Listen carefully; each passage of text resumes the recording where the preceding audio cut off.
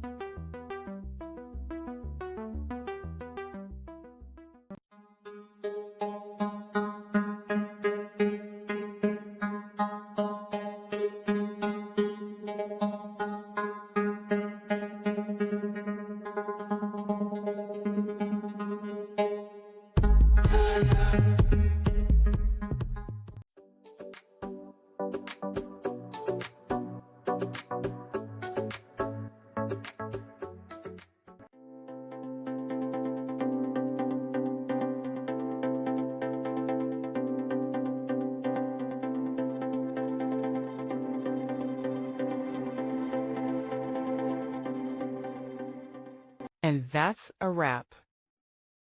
I hope you found the answer you were looking for. If you did, take a second to hit that subscribe button. It really helps out.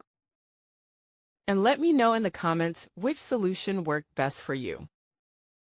See you next time in the debug zone.